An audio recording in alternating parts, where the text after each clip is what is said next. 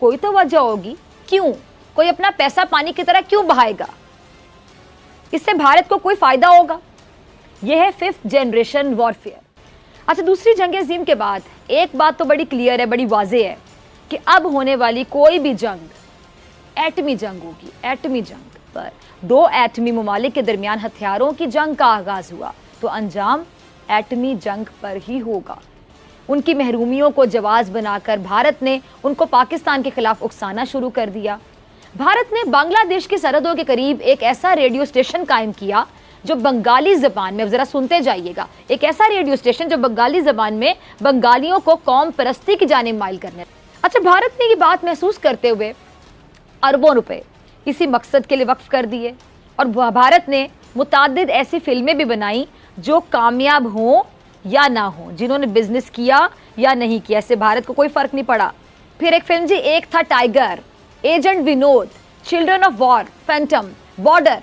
हाल ही में पाकिस्तान के खिलाफ भारत ने वेब सीरीज भी बनानी शुरू कर दी हैं जिसमें बाद ऑफ ब्लड का नाम भी सरे फहरिस्त है।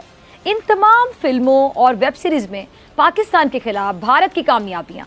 पद्मावत, ऐसी फिल्म बनाई गई पद्मावत, जिसमें अलाउद्दीन खिलजी को एक विलन के तौर पे पेश किया गया और इस फिल्म में सुल्तान अलाउद्दीन खिलजी को जंगली और बेरहम जुनूनी तर्ज के नस्ली दरिंदे यानी इंसान के रूप में जानवर के तौर पर दिखाया गया। जबकि हकीकत क्या है? हकीकत में सुल्तान अलाउद्दीन खिलजी एक हीरो थे। सुल्तान अलाउद्दीन खिलजी एक हीरो थे। चल झूठा। उन्हें हीरो दिखा दिया, जिसको हीरो दिखाना था उसको विलन दिखा दिया। देखे ना कितनी बड़ी साजिश।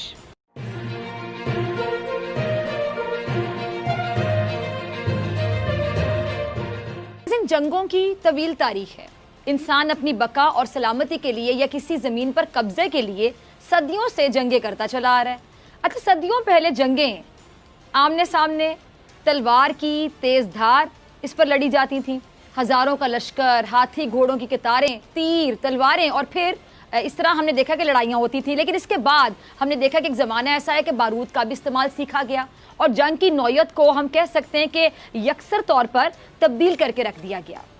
अच्छा, वक्त की तब्दीली के साथ साथ जंग के आलात और हथियार भी तब्दील हुए और वो जंग जो पहले हम देखते थे, बढ़ के हम पढ़ते आ रहे हैं और हम हिस्ट्री जब पढ़ते हैं हमें पता चलता है कि हम जो पहले जंगें होती थी वो तीर से, तलवार से लड़ी जाती थी। उनकी जगह फिर वक्त के साथ साथ बंदूक ने ले ली, क्लैशनकोफ ने ले ली और जब इंसान ने उड़ान भरने की सलाहियत हासिल की तो फिर एक दौर आया मिसाइल का दौर, जिसने जंग की नौयत को हम कह सकते हैं कि बिल्कुल बदल डाला। फिर इसके बाद बर्री, बहरी और फ़ज़ाई फ़ौज का तस्वुर वजूद में आया और फिर वो वक्त भी आया जब दुनिया ने पहली जंग अजीम देखी और करोड़ों इंसानों की जानें गईं। लाशों के ढेर इतने थे कि उससे उठने वाले ताफुन से वबाएं फैलना शुरू हो गईं।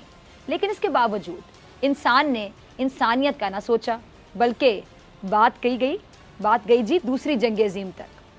दूसरी जंग अजीम में जो इनकलाबी और इंतहाई आप कह लें कि ख़तरनाक हथियार इस्तेमाल किया गया वो था एटम बॉम्ब। अमेरिका ने 6 अगस्त को जापान के शहर हिरोशिमा और 9 अगस्त को नागासाकी पर एटम बॉम्ब गिराए। अच्छा, उस वक्त अगर हम बात करें हिरोशिमा की तो उसकी 3.5 लाख आबादी में से तकरीबन आधी आबादी, निस्फ आबादी जलकर खाकस्तर हो गई और नागासाकी में कम से कम 74,000 अफराद हलाक हुए।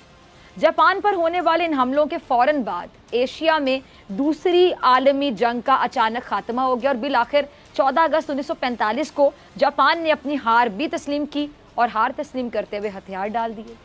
अच्छा, जापान के इन दोनों शहरों पर गिराए जाने वाले एटम बॉम्ब की ताकत का अंदाज़ा आप इस बात से लगा सकते हैं कि इस जंग को 7 दहाइयाँ बीत जाने के बाद भी हिरोशिमा और नागासाकी में आज भी इन जंगों के, इस जंग के असरात मौजूद हैं। यानी आज भी यहाँ के कुछ इलाके हैं जहाँ आज भी फसल नहीं उगाई जा सकती, वो ज़मीन मुकम्मल तौर पर बंजर हो चुकी है। जब दुनिया पहली जंग अजीम के बाद दूसरी जंग अजीम की जानिब बढ़ रही थी, उस वक्त रेडियो एक ऐसा मौसर आलाकार आप समझ ले साबित हुआ जिसके ज़रिए सरहदों से आज़ाद कम्युनिकेशन की इब्तिदा की गई और रेडियो के ज़रिए प्रोपेगेंडा के तस्वुर को हकीकत का रूप मिला। रेडियो कह लें कि साइंस की वो इजाद जिसने जंगी महाजों पर बुनियादी किरदार अदा किया और एक ऐसा ताकतवर प्लेटफॉर्म बन गया जो हर एक की ज़रूरत भी थी। जंगों के अदवार में अखबारात, आप कह सकते हैं कि वो वाहिद ज़रिया जिससे हालात को जानने में बड़ी मदद मिलती थी कि आखिर हो क्या रहा है। दुनिया ने कई जंगें देखी, करोड़ों अमवात हुई, कई रियासतें नेस्तो नाबूद हुई, कई नस्लें बर्बाद हुई। और दूसरी आलमी जंग के बाद अमेरिका ने जापान पर एटमी हमले जब किए तो उसके बाद कई ममालिक एटमी हथियार बनाने की दौड़ में शामिल हो गए और आज दुनिया के 9 ममालिक के पास 4000 से ज़ायद एटमी हथियार हैं और इन ममालिक में हमारा मुल्क भी शामिल है, पाकिस्तान भी शामिल है। अच्छा, दूसरी जंग अज़ीम के बाद एक बात तो बड़ी क्लियर है, बड़ी वाज़ेह है कि अब होने वाली कोई भी जंग एटमी जंग होगी, एटमी जंग। और एटमी जंग के बाद दुनिया की क्या शक्ल हो ये बताना नामुमकिन था, क्योंकि एटमी जंग 2 ममालिक या 2 अक़वाम के दरमियान नहीं, बल्कि इसका असर पूरी दुनिया में रहने वाले इंसानों पर होगा, इस्लाम पर होगा, इसका असर समंदर पर होगा, इसका असर ज़मीन पर होगा, इसका असर हर जानदार पर होगा। दुनिया के 9 ममालिक के पास 4000 से ज़ायद एटमी हथियार हैं और अगर इन 4000 एटमी हथियारों में से सिर्फ 100 हथियारों का इस्तेमाल हो जाए तो सोचिए कि दुनिया की हालत क्या होगी। दुनिया के नक्शे पर मौजूद हर मुल्क को, ख्वाह वो एटमी ताकत हो या ना हो, एक बात तो मुकम्मल तौर पर समझ आ गई कि अगर एटमी जंग छिड़ जाती है तो फिर इसका अंजाम दुनिया के खात्मे की सूरत में भुगतना होगा। इसलिए फिर हुए जंग बंदी के मुआहदे, फिर किए गए अमन मुआहदे, फिर हुए ऐसे मुआहदे जिनमें एटमी हथियारों के इस्तेमाल को ममनू करार दिया गया। अक़वाम मुत्तहिदा में करारदादें पास हुई, बहसों मुबासे किए गए। यही वजह है कि आज दुनिया का कोई भी मुल्क जंग का ख्वाहिशमंद नहीं है।